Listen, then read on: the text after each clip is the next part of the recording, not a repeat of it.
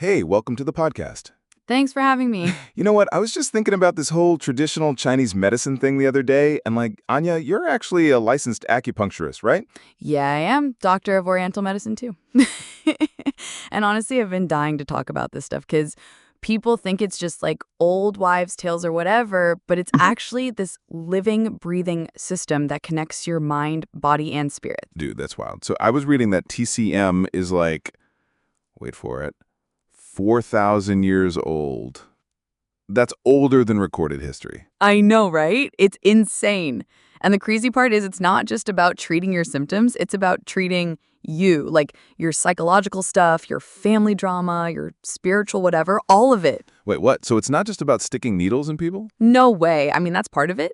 But the whole thing is about restoring balance. You know that yin and yang symbol everyone has on their dorm room walls? Yeah, of course. Well, that's actually like the core of everything. When that balance gets messed up, you get sick. It's this whole dynamic thing. Okay, hold up. I always thought yin and yang was just some philosophical, I don't know, hippie stuff. How does that actually translate to real illness? Okay, so think of it like this.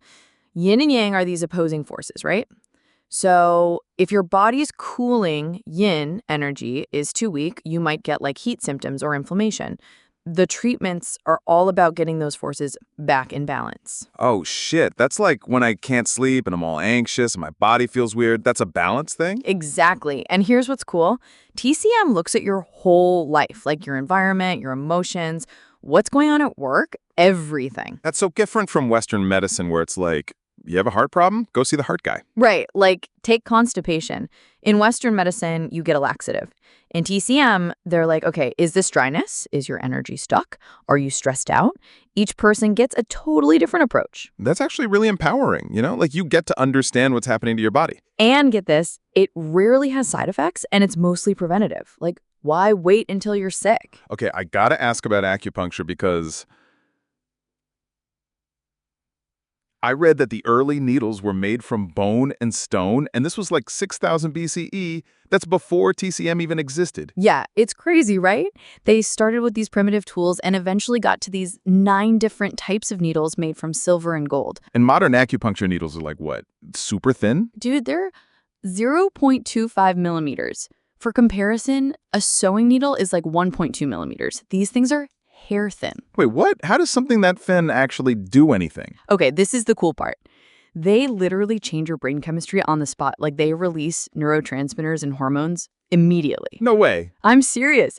They've been using acupuncture as anesthesia in surgeries since 1958. Like, actual surgery with no drugs. Wait, hold on. Surgery? What kind of surgery? Tonsillectomies, thyroid stuff, even C-sections, especially for people who are allergic to regular anesthesia. That's insane. When did this stuff even become legal in the US? So get this.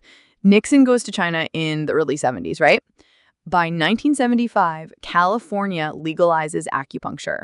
Then the FDA finally says acupuncture needles are safe medical devices in 1996. And now insurance covers it? Yeah, and by 2004, like half of Americans with employer insurance had coverage, and the Affordable Care Act includes it as part of holistic healthcare. Okay, but what about all the other stuff like herbal medicine? Oh, man. So there's this legend about this guy, Shen Nong. They call him the father of Chinese agriculture.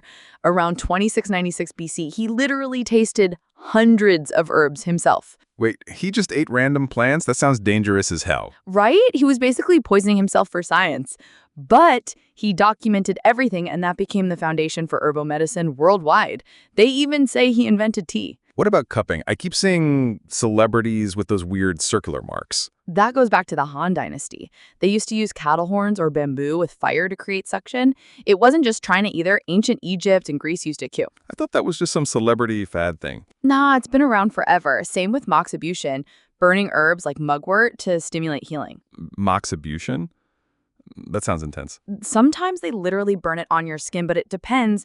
They can burn it on top of needles, on ginger, on salt. It's all about using heat to stimulate your energy. This whole system is so holistic, I guess.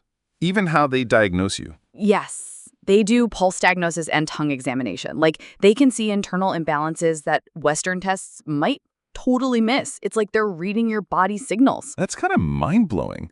It's like an ancient detective story playing out on your body. Exactly. And the crazy thing is, holism, Taoist philosophy, individualized care, prevention, all of it's still relevant today. Plus, no side effects, and it works for everyone, right? Kids, old people, everyone. Pretty much. And all of these tools, acupuncture, herbs, cupping, Moxibustion, they're still evolving with modern science. Well, we covered a lot of ground here. 4,000 years of wisdom, and it's still so relevant. That's incredible. It really is. It's humbling, This ancient knowledge is still helping people today. Well, that was fun. Thanks for chatting. Yeah, this is fun. All right. Catch you later.